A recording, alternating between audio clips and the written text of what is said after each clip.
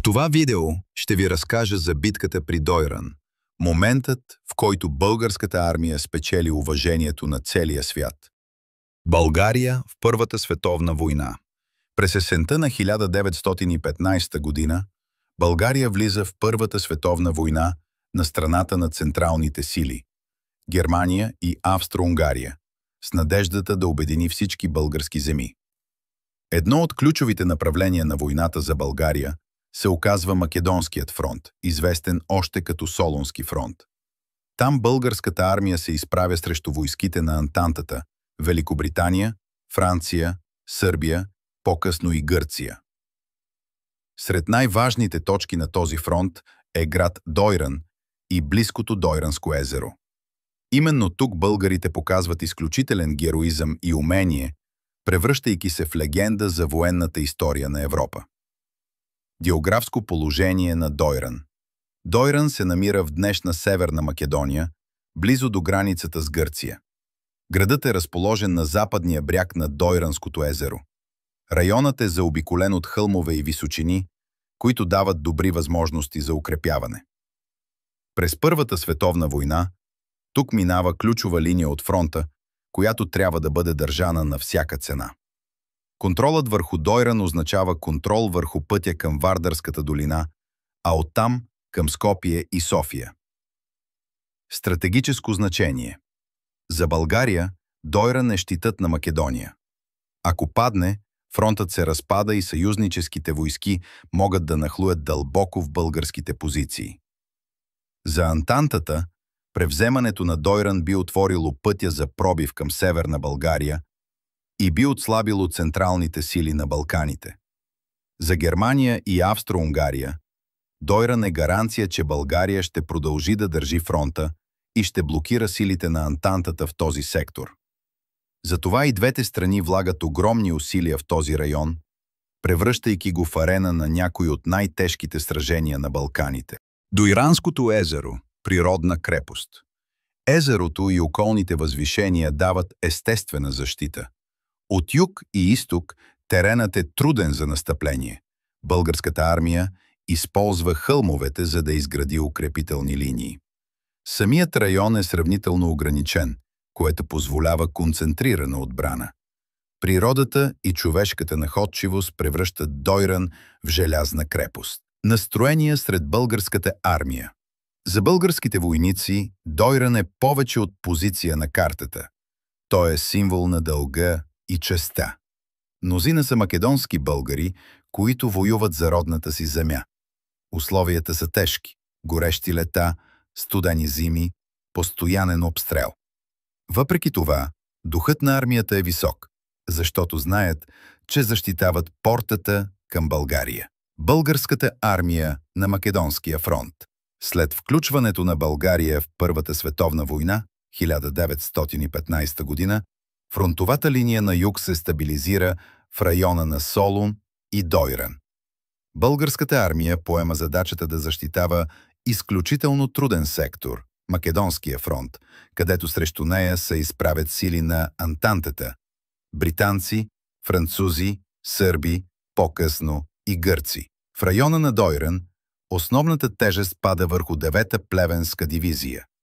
Войниците са предимно българи от Северна България, но сред тях има и много доброволци от Македония. Макар и по-слабо въоръжени и снабдени от противника, те компенсират с издръжливост, тактическа находчивост и невероятен боен дух. Генерал Владимир Вазов.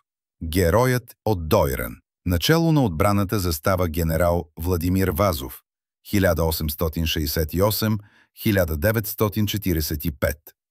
Брат на писателя Иван Вазов. Роден в Сопот, офицер с образование в България и специализации в Германия. По време на Балканските войни вече се отличава като способен командир.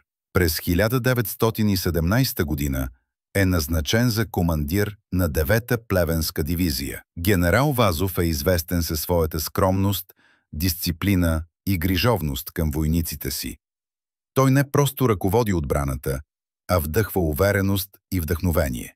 Подготовката за отбрана. Генерал Вазов разбира, че за да удържи превъзхождащия противник, е необходима системна и модерна отбрана. Укрепителни линии. Изграждат се 3 линии от окопи, свързани с траншеи и подземни ходове, редути и бункери, бетонни и каменни позиции, които дават прикритие на артилерията и пехотата, мини полета и телени заграждения. Поставят се по направленията на вероятните атаки. Артилерия, разположена така, че да може да обстрелва всяка точка на фронта. Целият район на Дойран е превърнат в непревземаема крепост. Войнишкият дух. Въпреки лишенията, глад, липса на достатъчно оръжие и медикаменти, българските войници са готови да дадат живота си за защитата на позицията. Генерал Вазов често обикаля фронта, говори с войниците и им дава увереност. Той въвежда нововъведения в обучението. Учи войниците как да действат в нощни условия, при газови атаки и масиран артилерийски обстрел. Българите вярват в командира си. Наричат го баща на войниците. Противникът. Срещу българите стоят многократно по-силни войски. Британски корпуси, подкрепени от френски и гръцки части, по-добре снабдени с оръжие, муниции и техника, подкрепени от съюзническата авиация.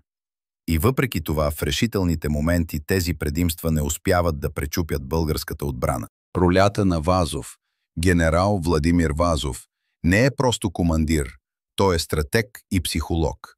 Разчита на гъвкавост, позволява на войниците сами да вземат решения в критични моменти. Използва хитрост, често симулира отстъпления, за да вкара врага в джобове под артилерийски огън. Никога не подценява врага и затова винаги е подготвен. Благодарение на неговото ръководство, 9-та плевенска дивизия се превръща в легенда. Първите сражения, 1917 година.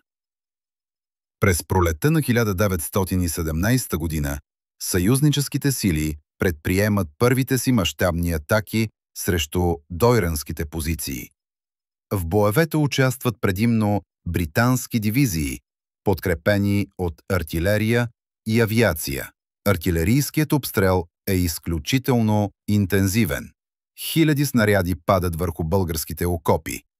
Въпреки разрушенията, защитата издържа.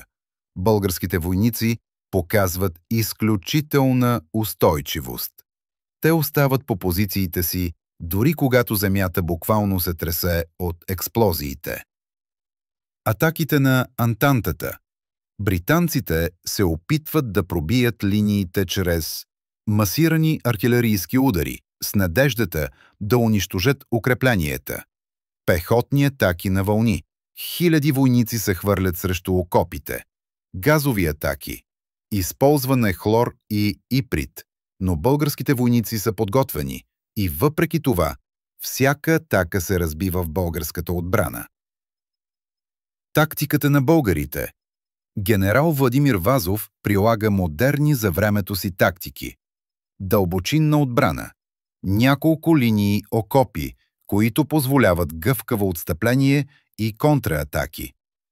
Артилерия в скрити позиции. Българските оръдия са разположени така, че да обстрелват настъпващия враг от няколко страни. Нощни контраатаки.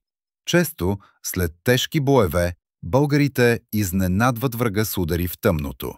Резултатът е впечатляващ. Съюзническите войски търпят огромни загуби. Кулминацията – 1918 година. През септември 1918 година Антантата предприема най-голямото си настъпление по целия Солунски фронт. Основният удар е насочен към Дойран.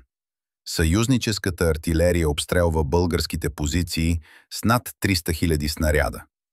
Пехотата атакува вълна след вълна, но попада под унищожителен огън. Британските дивизии търпят тежки поражения, хиляди убити и ранени. Въпреки че на други места фронтът е пробит, при Дойран българската армия остава непоклатима. Жертвите. Загубите на Антантата при Дойран са огромни. Над 12 000 убити и ранени британци. Българските загуби са около 1500 души. Огромен контраст, който показва ефективността на отбраната. Дойран. Непревземаемата крепост. До самия край на войната позициите при Дойран не са превзети. Това е едно от малкото места на Солунския фронт, където българската армия удържа фронта без да отстъпи. Генерал Вазов и войниците му се превръщат в легенда. Английските военни признават, че се сражават срещу велик противник. Международен отзвук. Победата при Дойран предизвиква силен отзвук не само на Балканите, но и в Европа. Великобритания, въпреки тежките загуби, британските офицери отдават почит на българските защитници. По-късно, през 1936 година, когато генерал Владимир Вазов посещава Лондон, той е посрещнат с военни почести. Британските ветерани свалят знамената си в негова чест. Франция и Сърбия признават, че Дойран е бил непревземаема крепост и че българската армия е показала изключителна устойчивост. Германия и Австро-Унгария, съюзниците на България, възприемат отбраната на Дойран като пример за отлично командване и военна доблест. Значението за войната. Макар че България капитулира през септември 1918 година, поради пробива при Добро поле и общото изтощение, Дойран остава непокътнат символ на победата. Защитата на Дойран доказва, че българската армия може да устои дори срещу многократно превъзхождащ враг. Тактическите уроци от битката влизат в учебниците по военна история. Дойран е последната голяма победа на България във войната. Победа, която се запомня с чест, въпреки общия край. Генерал Владимир Вазов. Признание и легенда. Името на генерал Владимир Вазов остава завинаги свързано с Дойран. Наричан е героят от Дойран. През 30-те години, когато посещава Великобритания, британските ветерани го посрещат с думите «Ха, той е нашият достоен враг». Вазов става символ на честното и достойно военно командване. Дойран в националната памет. В България Дойран е възприеман като един от най-светлите моменти в военната история. Училища, улици и паметници носят името Дойран. Ветераните от битката са почитани като герои, оставили пример за следващите поколения. Историята на сражението е вдъхновение за патриотична поезия, песни и литературни творби, паметници и почит. Днес на мястото на боевете се намират мемориали, които напомнят за храбростта на защитниците. В България също има паметници на загиналите при Дойран. Всеки 9 май, Денят на Европа, и 3 март, националният празник на България, ветераните и потомците отдават почит. Символика Дойран не е просто битка, то е символ на българския дух. Показва, че когато българинът защитава родината си, може да устои на всяко изпитание. Доказва, че честта и доблестта могат да бъдат по-силни от численото превъзходство. Вкарва България в европейската военна история със слава, която не бива да бъде забравена. Заключение. Битката при Дойран 1917-1918 е един от върховете на българския военен героизъм. Под ръководството на генерал Владимир Вазов, българската армия не просто отбранява позиции, тя показва на света какво означава смелост, дисциплина и саможертва. Въпреки че Първата световна война завършва с тежки последици за България, Дойран остава като светъл лъч в историята.